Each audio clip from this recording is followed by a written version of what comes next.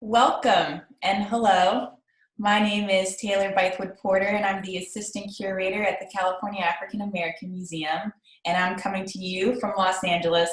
I am here with artist Dannielle Bowman, showing with LTD Los Angeles at FAIR, the new art fair initiative presented by the New Art Dealers Alliance.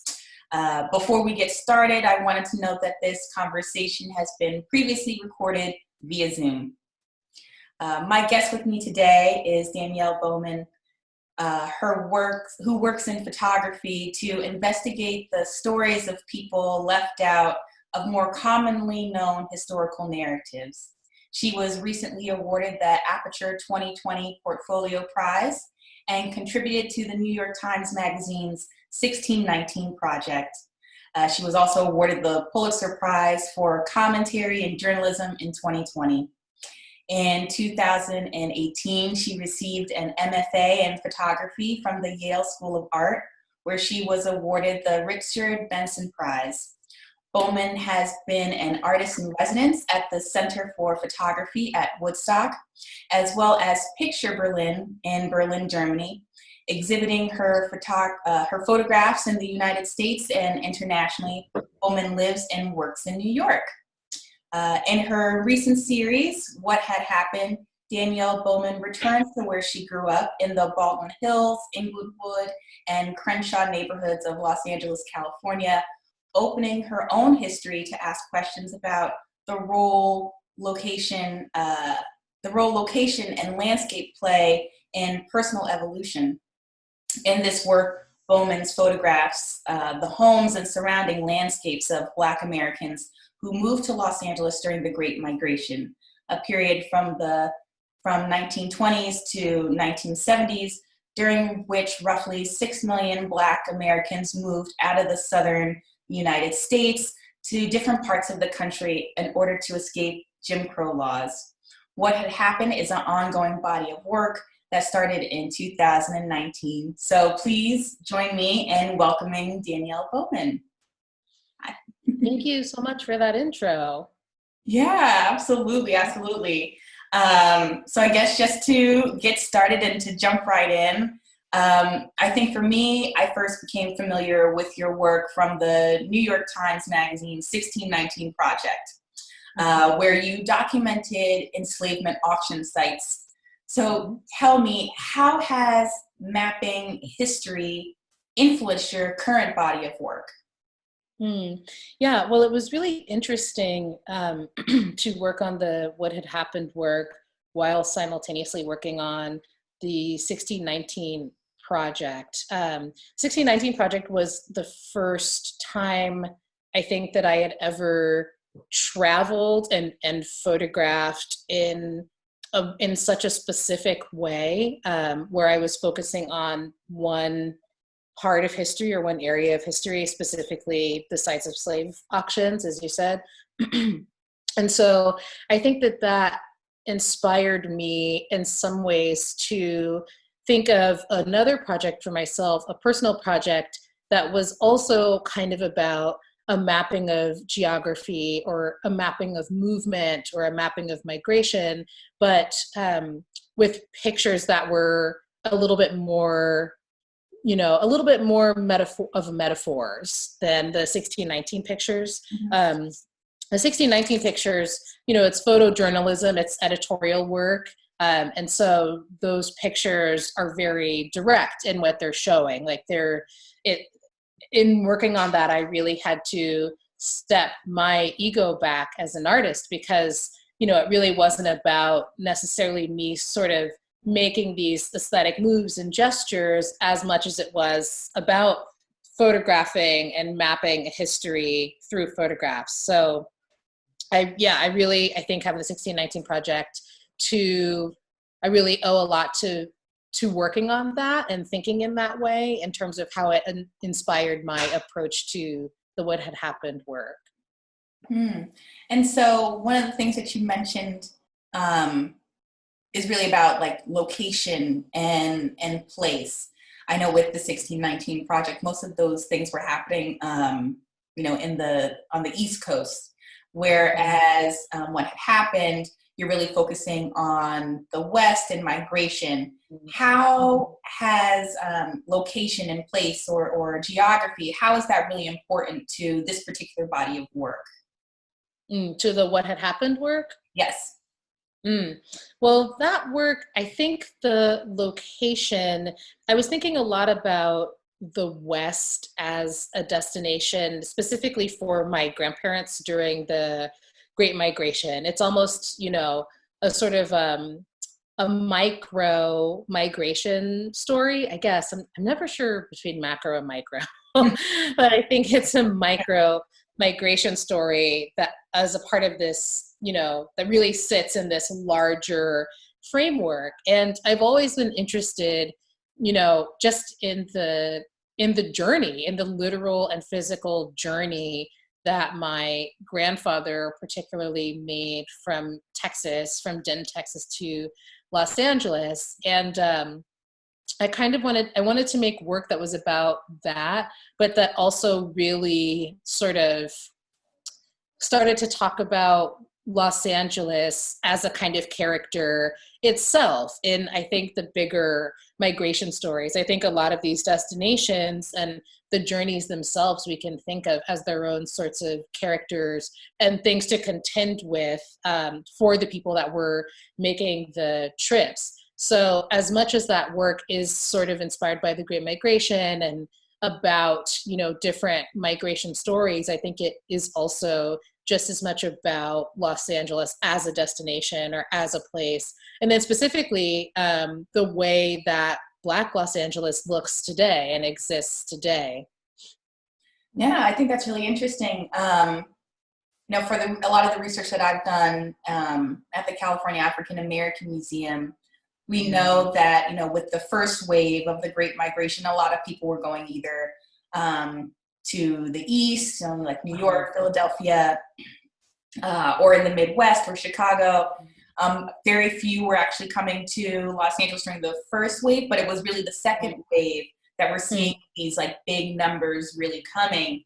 And what I think for me is really interesting about mapping that particular type of history is kind of the narrative of Los Angeles as being as a destination for African Americans because of equal access to education, relatively so than other places, we'll say that. Sure. But access to education and property and home ownership.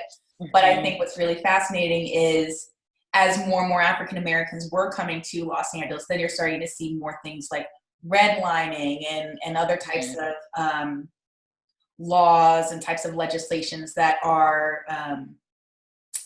keeping everybody in their own kind of separate pockets and thinking about segregation in that kind of way. But I also think it's really interesting because as all these people are moving and migrating, they're often bringing with them cultural iconography, such as vision and bump and curl in one of your works. Is it important that pictures be read as metaphors in your work, or is it more poetic than like a literal way? Yeah, I think that is important. I like to do a little bit of everything because I always want to surprise. I want to surprise myself first and foremost, and I want to surprise the viewer. And I don't want them to. I don't want people to think that they know what they're going to see when they come to the work. And I think working in a more metaphorical way, in a more poetic way, leaves me a lot of room to sort of always be surprised. And then if I'm making pictures that function in a more poetic way, and then I decide to make a picture that functions in a more literal way, like Faces, the photograph, it's not in Nada, but I think it's on the Aperture website right now. It's a photograph of two men. It's like a fireplace mantle with two men's portraits on it. That's a lot more literal, I think, for me. And so I'm really interested in what happens when you have a picture like Vision, Bump and Curl, which feels like a kind of metaphor for something. And then you have a picture like Faces, which is so literal. I think when you put them together, so much new and different meaning can be made from the from the putting of those two together. So I think, yeah, it is important for me to work in that more sort of nebulous, poetic way. Yeah, and I think actually that kind of goes into my next question about, it's like when I look at your piece, Inglewood One, as well as Mm-hmm. some of your other pieces, I really Mm-hmm. see shadow really playing a big role in that. So can you tell Mm-hmm. me a little bit more about how you're looking at shadow and that importance? I think before we had a conversation mentioning texture. So I'd love for you to speak more about that. Mm-hmm. Mm-hmm. I mean, from a purely visual and aesthetic standpoint, I just am really drawn to the way that shadows look, Yeah. especially, rendered in black and white. There's something really formally beautiful. And like, I don't know why, I'm just totally fascinated by the way that shadows look. So from a totally, pleasure of photography standpoint, I think that's why I'm drawn to them. But then I think deeper than that, shadows for me are like a very quick way to talk about time. And so I know that if I utilize shadows in my work and do it over the course of several images, to me, it starts to speak about time passing. Even just in the way that, obviously to have a shadow, you need to have the sun at a certain angle.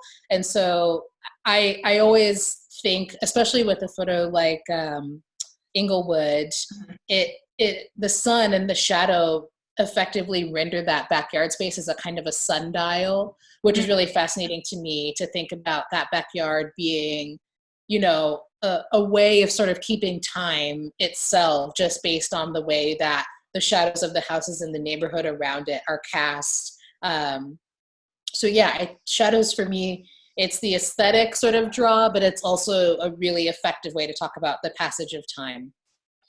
Yeah. So when you're looking at your thinking about your works and you're creating your pieces, Mm-hmm. uh, I feel like a lot of the themes and things like that that you're touching on is about time, Mm-hmm. history.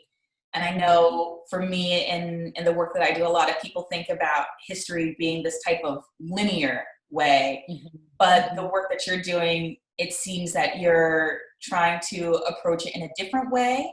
What Mm-hmm. kind of relationships do you want your pictures to have Mm-hmm. to time and space? Mm-hmm. Mm-hmm. Well, it's really important for me to have the work reference history Mhm. and reference the past while still very much being grounded in the present, because I don't want it to become this sort of I don't want it to be nostalgic, Yeah. and I don't want to ignore all of the things that I feel like we're dealing with today. My interest really in talking about the past and in sort of approaching history is to think about it in more of a cyclical way than a linear way. And I think what I'm really interested in doing is thinking about the ways in which the past manifests itself in our lives, in our everyday lives today, in minuscule things, like in tiny, small things, but also in larger, grand scale theme of, sorts of things. Kind of like what you were saying, just about neighborhoods in LA, for example, why did Baldwin Hills become what it is today? How did Inglewood become what it is today? How did the Crenshaw district become what it is today? Like the way that, versus like Westwood or Westchester. There are reasons why you can step outside and go to certain businesses and see certain people in your neighborhood, and it doesn't have anything to do with the fact that they moved in 5 years ago. It's like this sort of, all of these things have happened over the course of the last 50, 100, 200 years that very much influence the way that we live our lives today. And I think I'm really interested in sort of, mapping that layering, because I feel like thinking about time in that way is almost another way of mapping things. And I'm really interested in not necessarily compressing that and just seeing how things are overlapping, but just sort of understanding or trying to understand why things are the way that they are today. No, I think that's really like the work that you're doing is definitely very important, especially, you know, highlighting histories that are often overlooked or that are Mhm. not addressed. And especially being able to do that through photography. Mhm. Can you speak a little bit about the different kind of photography that's happening in your works, and the different kinds of pictures presented in the groupings, and what that really means? Mhm, mhm. Well, it was important to me. It is important to me with this work that is that it does a few things. That it establishes a kind of cyclical or nonlinear way of thinking about time and talking about time. Mhm. That it's not just about one family or one person, um, and that the pictures are different. And I think I really need the pictures to be different, kind of, for the same reason I was talking about earlier, just in terms of like being able to provide different ways of thinking about the work or thinking about the world, like just being able to have different reads on the work. I think I think if I had taken the approach of a bunch of landscapes, or a bunch of portraits Mhm. or a bunch of still lives, that would be one way of doing it, certainly. But I I think that approach would not have left as much room for coming to the work with different reads. Mhm. And so that's why, that's part of the reason why it has been so important to make the different kinds of pictures. Yeah. Yeah. And so, aside from the removal of color information from Mhm. your work, because you're mostly dealing with black and whites, what did working in black and white do for you for this work? And how do you see it functioning to further your goals? Mhm, mhm. I used to I used to talk about black and white in terms of its ability to like remove time information. Color photography has an immediacy to it that is, that's wonderful, and that's like one of the amazing things that you get with color. And black and white, I think a lot of people first and foremost see black and white as like historical, but I actually think it's a lot more flexible than that. I see black and white as just having more potential for different times as opposed to just the past. Like I really think there is an argument to be made for black and white even having the potential to throw it into the future. You just know that it is outside of the time that you're existing in, right? Because it's just not the way that we see the world. So it's otherworldly in a way just by removing the color information. I also think that, it's a really great way for me to focus on texture and form. But, I think removing the timestamp from it and making it into this otherworldly thing or outside of time thing has always been really interesting to me. And so that was how I always thought about it. But when I started shooting this work and Mhm. showing it to people, when it was up in the show that I had at Baxter Street Camera Club of New York in January, um, I was noticing that, particularly with the images that have a figure or part of a figure, but you can't see a face, like you can't see really specific sort of bodily features, I Mhm. was noticing, especially in the bump and curl picture, that a lot of people just assumed that that was not a black person. No? Um, yeah, Oh, and wow. people. So Okay. here's what happened. People who were mostly black people Mhm. and Latinx people knew that that was a black person. Other people who were not Black or Latinx did not know that that was a Black person, which to me was really surprising because of her hairdo. And Mhm. I think if you look very closely at the tonality of her skin, and if you know to look at those things, or Mhm. if you know how to recognize those things, then it's apparent. And obviously, to me as the photographer, I know who it is. But I'm telling you, like, if I showed my mom that picture, there's no way she wouldn't know that that was like a 60-year-old Black woman or whatever. Mhm. But a lot of people didn't. And when I, they would sort of talk about it as an old lady and da da da, and then they would ask, well, what's a bump and curl? And I'm like, well, that's the hairstyle. Yeah. That's like a kind of hairstyle that a lot of Black women get.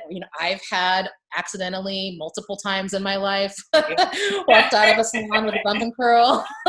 Didn't mean to, but I did. Mean, it's a classic. It works.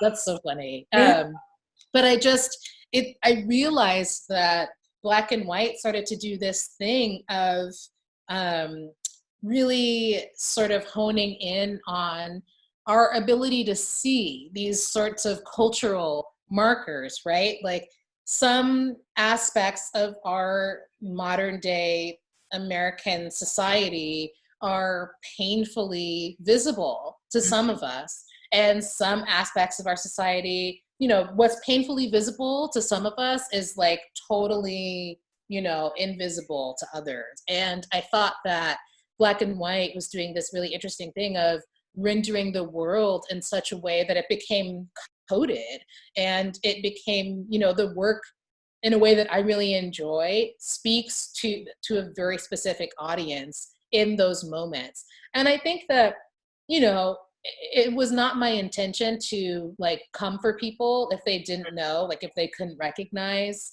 But I do think it's interesting the kinds of things that some of us see and the kinds of things that some of us don't see. No, well, I think that's really, for me, what I find really fascinating about this particular series. I can't wait to see what else you're going to be giving to us later on. But what I like about your series is how there's different entry points for different people. I feel like each work offers a little bit something different. For me, like you were saying, the work that really resonated with me was the photograph of the photos on the mantle, because for me, I'm familiar with that in my own family home. And so, like you're saying, some people are more familiar with, the bump and curl, or being in the backyard, being close to airplanes. For me, growing up, I didn't live that far away from train tracks. So for me, it was the sound of the train coming and the whistle. But all of those things, I really like how you're really being thoughtful about the kind of signifiers that you are choosing to include within the work.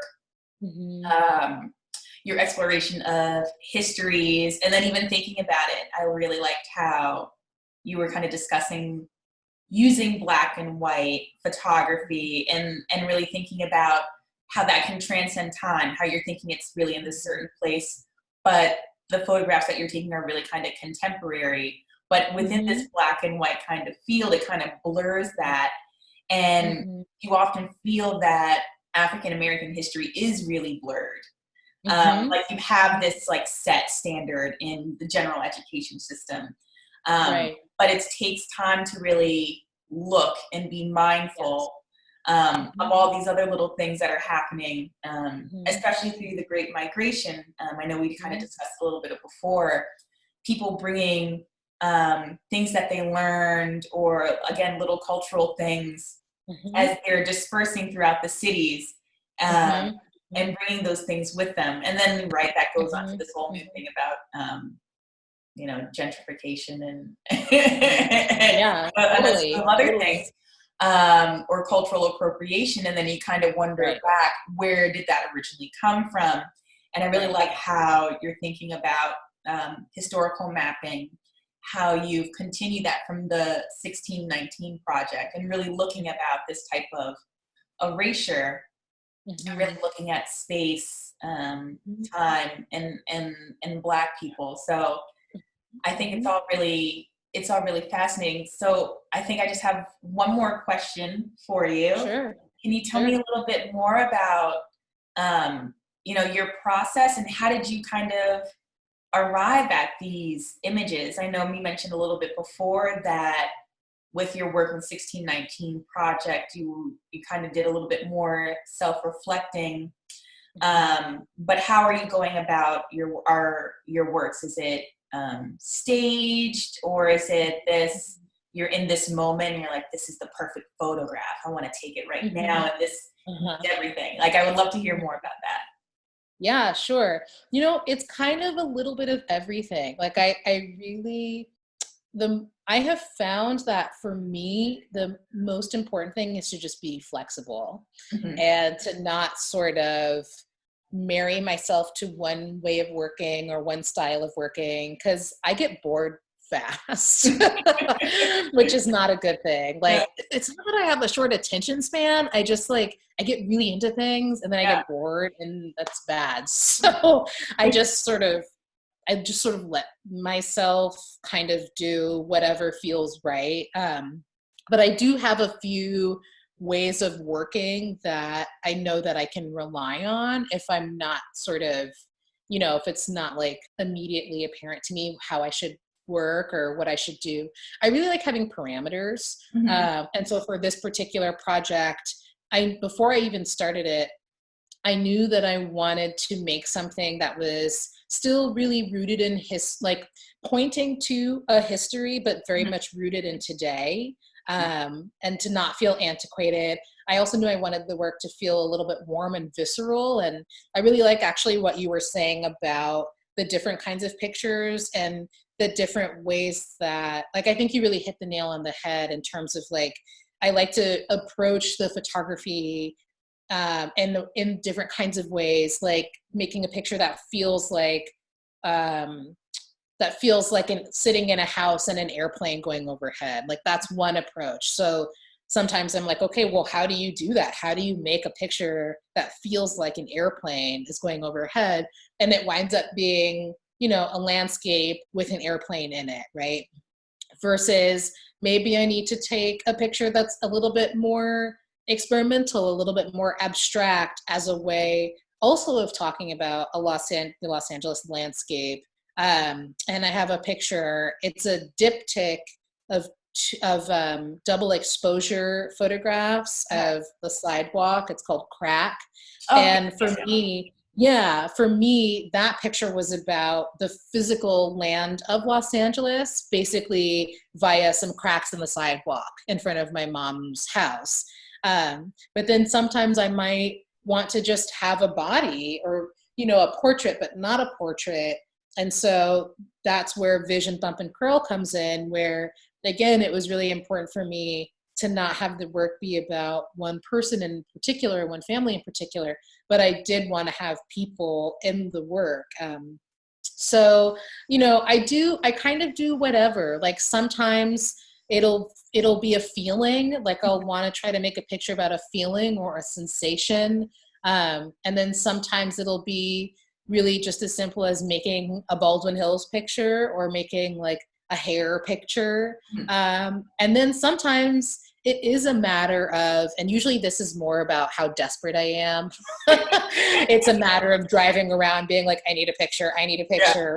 Yeah. Ideally, that's not what it is. I'm not going to lie. That is what it is 50% of the time. But so, it's a combination of things. Like, I will make shot lists if I have ideas.